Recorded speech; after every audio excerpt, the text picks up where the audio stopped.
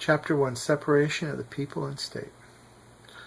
I made a little explanation of each part, each section of the proposed 28th Amendment, and I will repeat the paragraph in my explanation of the idea behind it.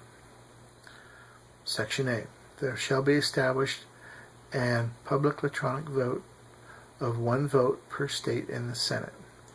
This will be a 1-to-2 ratio of 1 public electronic vote to 2 elected representative votes in the Senate. There shall be an established and public electronic vote in the House to be a 1-to-2 ratio of 1 public electronic vote to 2 elected representative vote in the House of Representatives. These ratio votes shall be consistent and not subject to change. I created this addition to the amendment because it is a basic need of the citizens of America to control Congress and add your vote into legislative law. I picked thirds because thirds are actually the most balancing means in nature. I realized that there are really 3 parts to a balanced act. You have the left side, the right side, and then the fulcrum point. The fulcrum point is the balance between both the right side and the left side, and there needs to be a third element involved to balance out the difference between the left and the right. Currently, there are 100 votes in the Senate with 1 additional vote of the Vice President. Sure enough, it's about 50-50 in general. Historically, the number of Republicans is around 50. The number of Democrats is also around 50. And not a lot of bills get voted upon and passed into law. Clearly, adding 1/3 more voters, meaning 50 more votes, would change that balance of power.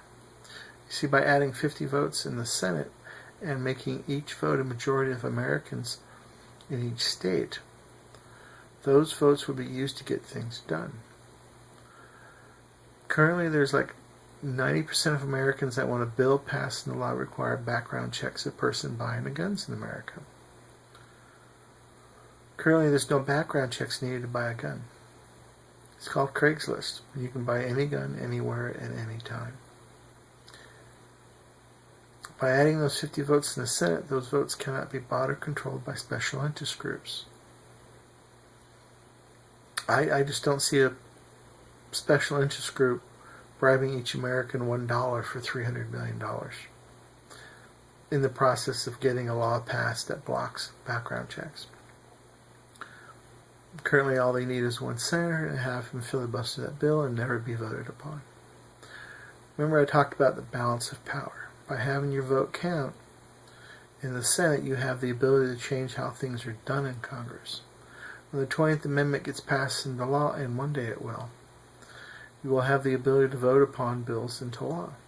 By you being the fulcrum and having the power of the vote in the Senate, you can rebalance the Senate from being either too far left or too far right in the political agenda.